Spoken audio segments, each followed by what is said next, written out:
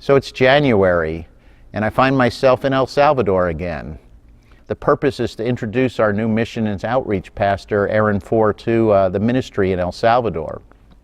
One day we organize a special trip through the colonia, through the neighborhood of La Línea, and we are going over to meet Omar. And Omar is the #1 gang leader of the community.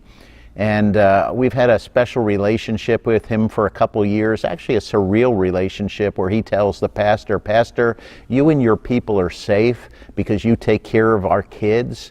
And we take about 60% of the 300 kids that come from the colonia to the school at the church every day of the week are kids of gang members. And so because of that relationship, they tend to let us walk through the colonia. And so we have a nice visit with Omar, and Aaron gets to meet him, and we just kind of catch up a little bit, and we're returning to the church, and I said to the pastor, I said, you know what, let's go this opposite direction. Let's go past the church. I want to show Aaron a little bit more of the community. I was just sensing the Spirit wasn't done, and he wanted us to do that. And so we did, and I turned to one of our missionaries named Melky, and I said, Melky, you know, as we walk along, as you meet people in the colonia, because he works in the colonia every day of the week, building relationships and such, introduce us to some of the people. So we're walking along, and we hadn't gone but 3 blocks when we come alongside 3 guys that are standing on the street corner. And Melky goes over, talks to them, says, "Pastors, come over, come over." And Melky introduces us to Alexander. It turns out Alexander is one of the gang leaders of the MS13 gang in this particular area of the neighborhood. And we're talking with him, and Alexander's pointing to one of the walls that's an MS13 wall filled with graffiti. And he's saying, you know, would you as a church be willing to help us paint over the graffiti, to paint over the wall? And of course, my mouth's dropping open. I'm saying, you know, if we touch those walls, typically they would shoot us. So why is he asking us to do this? But we're having further conversation. He says, come on, follow me. And so we go further into the neighborhood, and he starts pointing out this wall, and he points out that wall, and he starts to invite us to paint over as many as 12 different walls in the colonia. And again, this is unheard of. This is kind of surreal that he's asking us to cover this up. And I'm asking him, why would you want to do this? And he's saying, well, it will make the area seem more friendly for our children. Now, I find out after the fact that the gangs kind of have this sense that if they cover up their graffiti, then maybe the police won't think that they're in the neighborhood anymore and will stop trying to catch them and send them to prison. But I don't know, whatever it was, he's inviting us into this. Well, we get to this place in the community that's essentially a dirt lot. It's a space between 2 buildings, and on each side of the lot, on the sides of the buildings, are giant MS13 graffiti walls, and it's just a dirt lot. And as we arrive at this lot, up comes another man, and I would call his 2 bodyguards, and it turns out that this guy's name is Angel. And Angel is the #1 gang leader of this part of the community.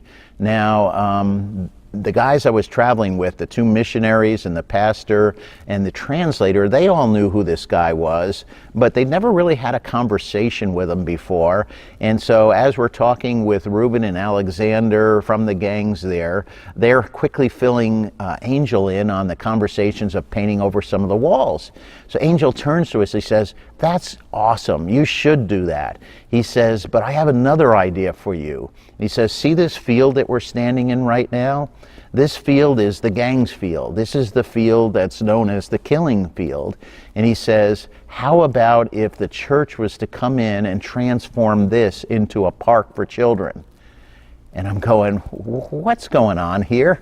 There's something crazy going on here. Why would a gang member ask us to consider turning their killing field into a park for children? Well, anyway, we have this surreal conversation. We spend about a half hour together. We actually even take a photo of us together, and we say our goodbyes, and we walk off and head back to the church. And as we're heading back to the church, I'm trying to ask the pastor, what in the world is going on here? Why would the #1 gang leader want us to be involved in these things. And it was just kind of incredible. And so anyway, we started to talk about what that might look like. The next day I'm sitting in the pastor's office and knock, knock, knock on the door, and they open it up, and in walks a 10-year-old kid with an 8-year-old brother. And he says, "Pastor, my father said I should see you." Well, apparently Angel has a 10, an 8, and a 6-year-old son, and he now wants them to come to the Christian school that's at the Siloway Church.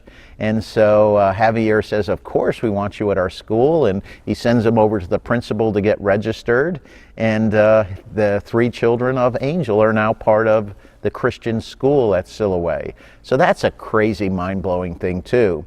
So anyway, we unfortunately are leaving in the next day or two, but I make arrangements with Pastor Javier that Riverbend will supply the funds for them to buy the paint, to paint over the 12 walls, and we'll continue to have discussions about this sports court idea, this playground for the children idea. And so over the next month and a half, the church gets together. It gets together with gang members. It gets together with the community. Angel's sons are involved, and they're literally painting over 12 walls, except that 12 walls begins to turn into 40 walls. 40 walls in the community being painted over with bright colors covering up the MS13 graffiti.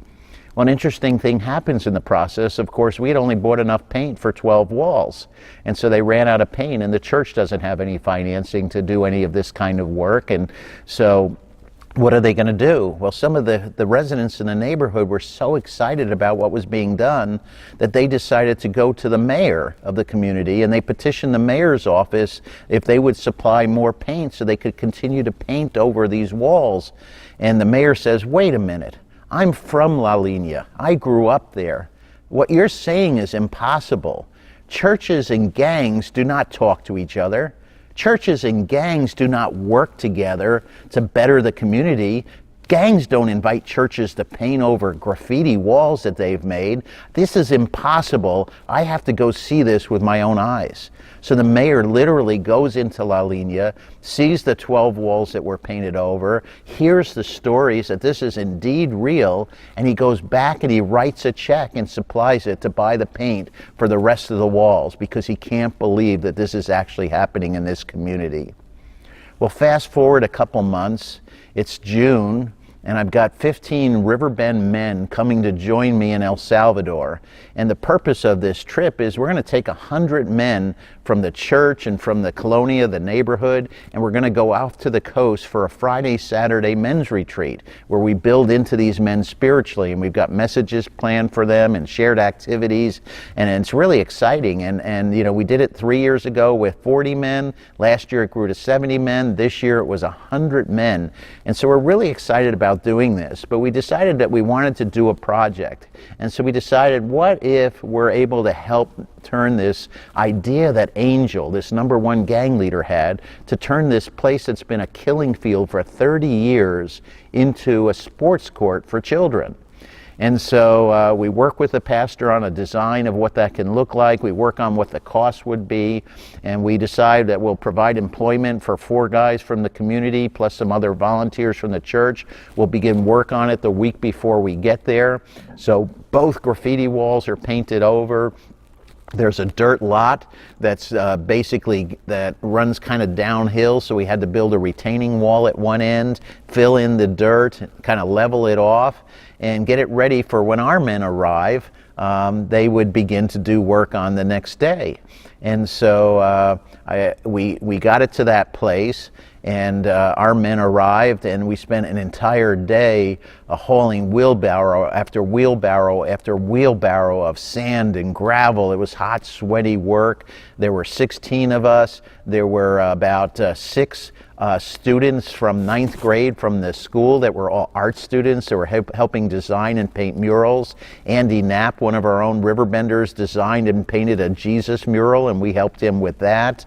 And so little by little, we began to transform this desolate place, this place known as the Killing Field, into a sports court by cementing over the entire floor, building fences at both ends, painting child-friendly murals with Christian lyrics and such on them in scripture, and the place was lit up. People were coming from all over the neighborhood to see this. They couldn't believe that this was being done. And I think the thing that probably got me the most was a man named David. Now, David is probably in his 40s. David lives at the house right at the end of this killing field. And David has lived in this house for 30 years. And he's got a wife and 2 young children. And their front door literally opens up and they can see the killing field. And for 30 years, he has witnessed personally the horrific beatings and killings that would take place at night during the night in this field, and hear the screams and the yells and just the horrific stuff. And his kids are exposed to that. And so David is volunteering to work as one of the workers, and he's welding fences and he's helping mix cement, and he can't be more excited to see this happening. And as we left El Salvador at the end of that week, we were just amazed by story after story after story of residents coming out of their homes and just thanking us, thanking the church. Residents that have nothing to do with any church were so grateful, and we had the opportunity to just say, hey, God is alive.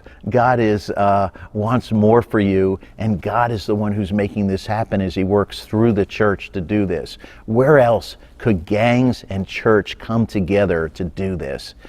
Just an amazing story. So think about it, folks. A place for 30 years known as the killing field is now a place where young children are playing soccer, are playing basketball, are playing volleyball in the community, and our missionaries come alongside them and share God's word with them.